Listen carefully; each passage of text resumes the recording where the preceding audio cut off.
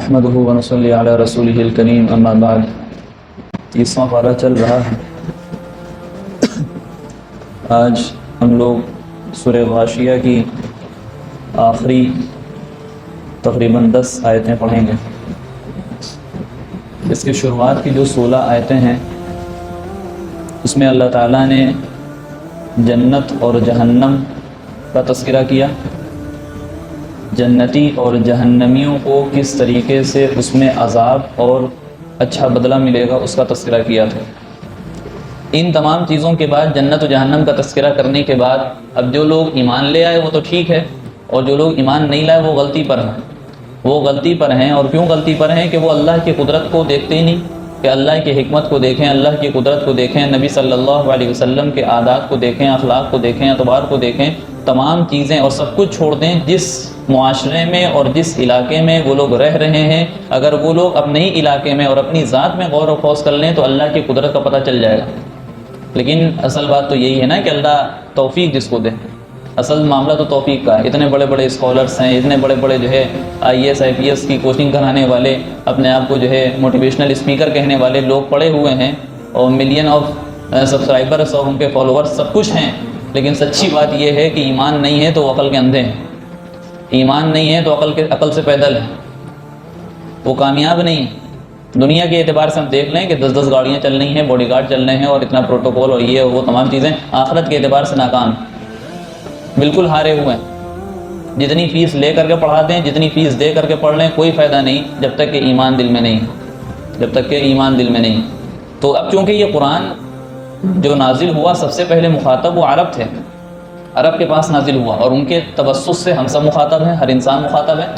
تو عرب جس معاشرے میں زندگی گزار رہے تھے، وہ جو چیزیں ان کے ساتھ لگی ہوئی تھیں، اکثر ان کے جو سفر ہوتے تھے، تجارتی سفر، بزنس پرپس سے جاتے تھے، تو ظاہر ہے کہ اس وقت ٹرین اور گاڑی اور اسی طریقے سے ہوائی جہاز وغیرہ تو تھے نہیں، اونٹوں پر سفر ہوتے تھے۔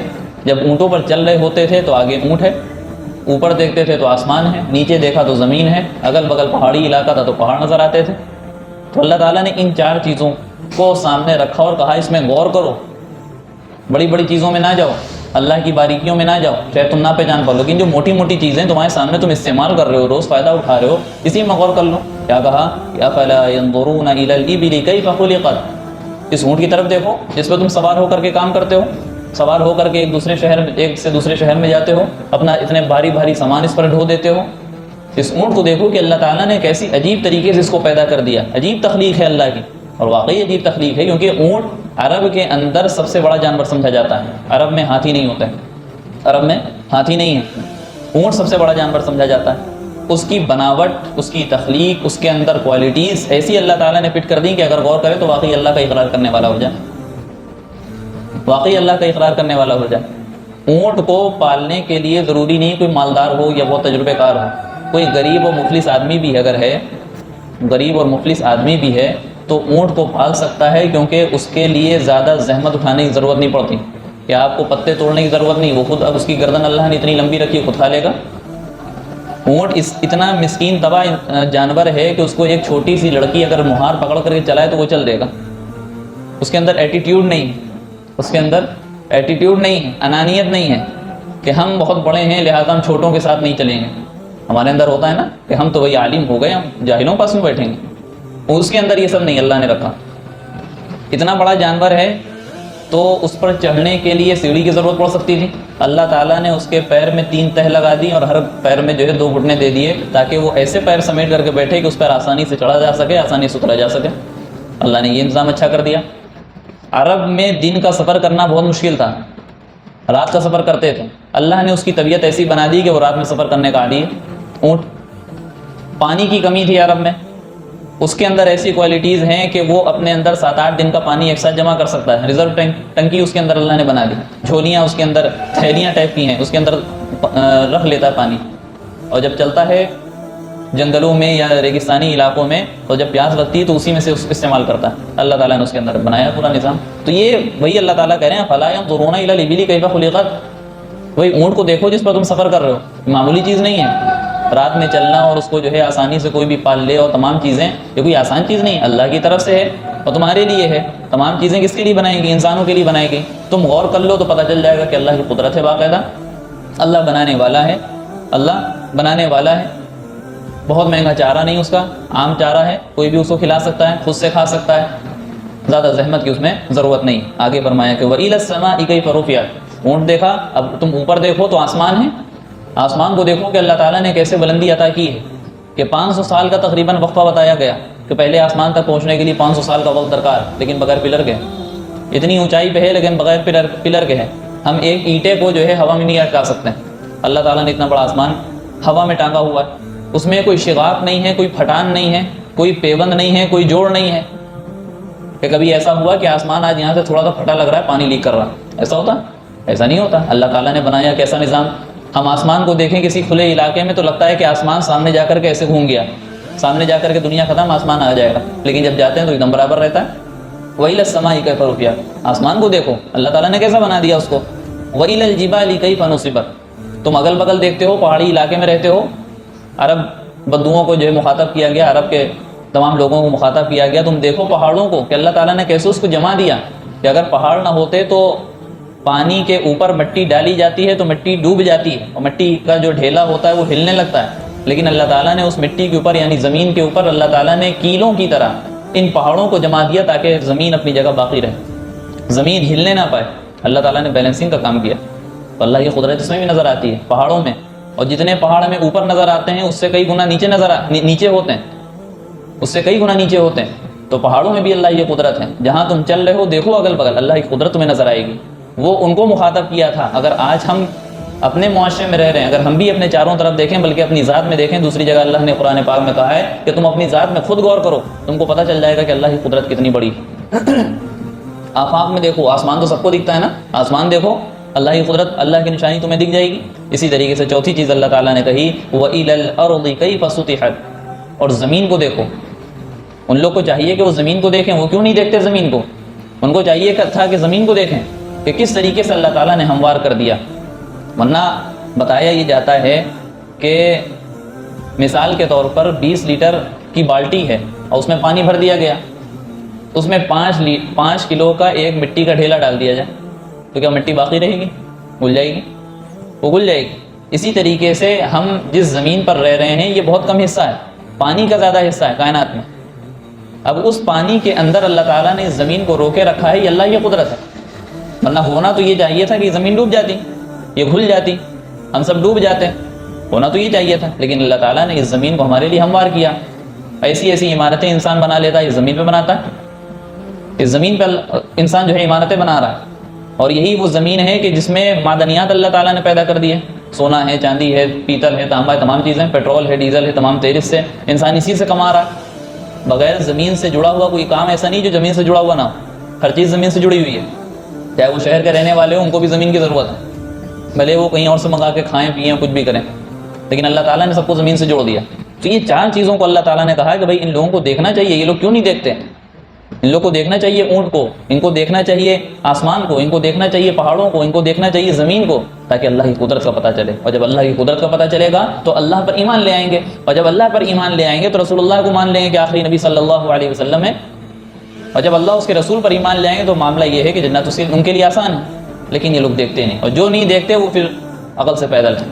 سچی بات یہ ہے وہ ناکام ہیں، وہ کامیاب نہیں ہو سکتے، ہرگز کامیاب نہیں ہو سکتے۔ دنیا کی بڑی سے بڑی طاقت ان کو مل جائے اور بڑی سے بڑی حکومت مل جائے، لیکن سچی بات یہ ہے کہ اگر ان کے پاس ایمان نہیں ہے تو ذرہ برابر کامیاب نہیں ہے۔ اور اگر کسی شخص کے پاس ایمان ہے، وہ پوری زندگی فقر و فاقے میں گزارے، جھوپڑ پٹی میں گزارے، بغیر کپڑے کے گزارے، لیکن حقیقت یہ ہے کہ وہ کامیاب ہے۔ ایمان کی بنیاد پر کامیابی ناکامی کا فیصلہ ہے، دنیا کے مال و اسباب کی بنا پر نہیں۔ اگر دنیا کے مال و اسباب اور حکومت اور مال و جائیداد کی بنا پر ہوتا تو قارون کامیاب ہوتا، فرعون کامیاب ہوتا۔ اور اگر دنیا کے اسباب اور دنیا کا مال نہ ہونے کی وجہ سے کوئی ناکام ہو رہا ہوتا تو نبی کے پاس مال نہیں تھا۔ صحابہ کے پاس کچھ لوگ ایسے تھے جن کے پاس مال و دولت نہیں تھی، فقر و فاقے کی زندگی گزار رہے تھے، وہ ناکام ہوتے، لیکن ان کے لیے اللہ کہہ رہے ہیں کہ رضی اللہ عنہ ورضوان، اللہ ان سے راضی، وہ ان سے راضی۔ سچے کامیاب وہ ہیں، اولئک هم الفائزون، صاف لفظ آ گیا کہ اولئک هم الفائزون، اولئک هم المفلحون، سب کے سب کامیاب ہیں صحابہ۔ تو ہمیں ایمان کی فکر کرنی۔ آگے اللہ تعالیٰ نے کہا کہ آپ نے جنت کا تذکرہ کر دیا، جہنم کا تذکرہ کر دیا، آپ نے دعوت ان تک کے پہنچا دی، پریشان ہونے کی ضرورت نہیں۔ اللہ تعالیٰ اپنے حبیب صلی اللہ علیہ وسلم کو تسلی دے رہے ہیں۔ اللہ کے نبی پریشان ہوتے تھے کہ ہم اتنی دعوت دے رہے ہیں، ہم کام کر رہے ہیں اور یہ لوگ مان نہیں رہے، اور کیوں پریشان ہوتے تھے؟ اللہ کے نبی کو کوئی فائدہ تھا؟ پیسے مل رہے تھے؟ کوئی فیس لے رہے تھے؟ کچھ نہیں تھا۔ ان اجری الا علی اللہ، اجرت تو اللہ دے گا، ثواب تو اللہ دینے والا ہے، ہم تم سے کچھ نہیں مانگتے، تم بس اللہ کی عبادت کرنے والے ہو جاؤ، اللہ کو پہچان لو، یہ کہتے تھے۔ تو نبی کا کیا فائدہ تھا؟ نبی کا فائدہ یہ تھا کہ نبی کی فکر یہ تھی، نبی اس مشن کو لے کر کے آئے تھے کہ ہر انسان جہنم سے بچ کر کے جنت میں جانے والا ہو جائے، بندوں کی عبادت سے نکال کر اللہ کی عبادت میں لگا دینا، یہ ان کی فکر اور یہ ان کا مشن اور یہ ان کا ٹارگٹ تھا۔ اس لیے وہ محنت کرتے تھے، اور جب کوئی ایمان نہیں لاتا تو پریشان ہوتے تھے۔ تو اللہ تعالیٰ نے یہاں پہ کہا فذکر انما انت مذکر، آپ نصیحت کر دیا کریے، پریشان نہ ہوئیے، آپ تو بس نصیحت کرنے والے ہیں، آپ تو بس نصیحت کرنے والے ہیں، اپنی بات کو پہنچانے والے ہیں، تبلیغ کرنے والے ہیں۔ لست علیہم بمسیطر، آپ ان کے اوپر داروغہ بنا کے نہیں بھیجے گئے، آپ ان کے اوپر مسلط نہیں کیے گئے کہ جب تک ایمان نہیں لائیں گے تب تک آپ کامیاب نہیں، ایسا نہیں۔ آپ کا کام ہے کہنا، ماننا یا نہ ماننا یہ اس کے اختیار میں، اللہ کی ہدایت کے اوپر منحصر ہے، اللہ ہدایت دے گا تو مان لے گا۔ لیکن ہمارا جو کام ہے، کیا ہم وہ کام کر رہے ہیں آج جو نبی مشن لے کر کے آئے تھے؟ کیا وہ مشن ہم اپنا رہے ہیں؟ اور نبی کیا جو مشن لے کر کے آئے تھے وہ چند وقت کے لیے اپناتے تھے، یا پوری زندگی انہوں نے اس مشن کو سامنے رکھا؟ ہمیں یہ دیکھنا، ہمیں اس چیز پر غور کرنا کہ ہم اپنا کام کر رہے ہیں، اور نبی صلی اللہ علیہ وسلم کا جو بتایا ہوا کام ہے، نبیوں کا جو کام ہے، وہ ہم کر پا رہے ہیں یا نہیں کر پا رہے؟ اب بھلے وہ کسی خاص جماعت سے جڑ کر ہو یا ہماری انفرادی زندگی میں، اجتماعی طور پر ہو یا انفرادی طور پر ہو، اگر ہمارے سامنے برائی ہو رہی ہے تو ہم کو وہاں پہ روکنا ہے۔ نماز کا وقت ہو گیا، مسلمان دکھ گئے، ہمیں ان سے کہنا ہے کہ چلو نماز کے لیے، اچھائی کا حکم کرنا ہے۔ تو یہ چیزیں نبی صلی اللہ علیہ وسلم کے اندر تھیں، تو اللہ تعالیٰ نے انہیں کو تسلی دی کہ آپ پریشان نہ ہوئیے، آپ صرف نصیحت کرنے والے ہیں، لست علیہم بمسیطر، آپ ان کے اوپر داروغہ نہیں بنا کے بھیجے گئے ہیں، الا من تولی وکفر۔ ہاں، مسئلہ یہ ہے کہ جس نے کفر کیا، روگردانی کی، آپ کی بات نہیں مانی، اللہ کا انکار کر دیا اور آپ کی بات کا انکار کر دیا، فیعذبہ اللہ العذاب الاکبر، کہ اللہ تعالیٰ پھر اس کو بہت سخت عذاب دے گا، بہت بڑا عذاب دے گا، اور بڑا عذاب کیا؟ جہنم میں داخل کر دے گا، ہمیشہ کے لیے جہنم میں داخل کر دے گا۔ اگر کوئی ایمان نہیں لاتا ہے تو، اگر کوئی ایمان نہیں لاتا ہے تو ہمیشہ کے لیے جہنم میں، تو اللہ تعالیٰ اس کو ایسا عذاب دیں گے۔ انا الینا ایابہم، ان لوگ کو یاد رکھنا چاہیے کہ دنیا میں رہ کر کے تم چاہے جتنی نافرمانیاں کر لو اور جتنی تم جو ہے مخالفتیں کر لو، لیکن سچی بات یہ ہے کہ تم کو لوٹ کر ہمارے پاس آنا ہے۔ جاؤ گے کہاں؟ انا الینا ایابہم، تم کو ہمارے پاس آنا ہے۔ ثم ان علینا حسابہم، اور جب آؤ گے میرے پاس تو حساب بھی ہمیں کو لینا ہے، حساب کتاب بھی میرے ہی پاس ہے۔ تم کہاں بچ کر کے جاؤ گے؟ تم ذرا سی دنیا میں کہاں ادھر ادھر بھاگو گے؟ تمہاری زندگی کتنی بڑی ہے، تم کو آنا میرے پاس ہے، حساب ہم کو دینا ہے۔ لہٰذا جب آنا میرے پاس ہے، حساب ہم کو دینا ہے، میری جنت میں تم جانا چاہتے ہو، تو تمہارا حال یہ ہونا چاہیے کہ اللہ کی مان کر کے چلو، اللہ کے احکام کی پابندی کر کے چلو، وہ کام کر کے چلو جو اللہ جس سے راضی ہوتا ہے، وہ کام کر کے چلو جس کا اللہ نے حکم دیا ہے، اور جس سے اللہ نے روکا ہے اس سے رک جاؤ۔ اللہ کی خوشنودی اور اللہ کی رضا تلاش کرو، کیوں؟ کیونکہ تم کو اللہ کے پاس آنا، اللہ حساب تمہارا لے گا۔ تو یہ چند چیزیں اس میں بیان کی گئیں، پہلے جنت و جہنم کا تذکرہ کیا، اس کے بعد کہا کہ بھائی لوگوں کو غور کرنا چاہیے، لوگوں کو غور کرنا چاہیے اللہ کی نعمتوں میں، اور اس کے بعد بتایا کہ بھائی تبلیغ کرنے والوں کو، کام کرنے والوں کو، کہ آپ کا کام ہے صرف کہہ دینا، کوشش اپنے طور پر کر لینا، اور سچی بات یہ ہے کہ کوئی داروغہ اللہ کے نبی بنا کر کے نہیں بھیجے گئے تھے، اور جو منہ پھیرے گا، روگردانی کرے گا، نافرمانی اختیار کرے گا، کفر کرے گا، تو اللہ تعالیٰ اس کو بہت سخت عذاب دیں گے۔ اللہ تعالیٰ ہی پاس ہم کو جانا ہے اور اسی کو ہم سب کو حساب دینا ہے۔ اللہ تعالیٰ سے دعا ہے کہ اللہ تعالیٰ ہم سب کو اپنے آخرت کی فکر، موت کی تیاری نصیب فرمائے۔ آمین وآخر دعوانا ان الحمد للہ رب العالمین۔ ویڈیو اگر اچھی لگی ہو تو لائک کریں، شیئر کریں اور چینل کو سبسکرائب کرنا نہ بھولیں، اور ساتھ ہی ساتھ بیل آئیکن کو پریس کریں تاکہ نئی ویڈیو کی نوٹیفیکیشن آپ کو ملتی رہے۔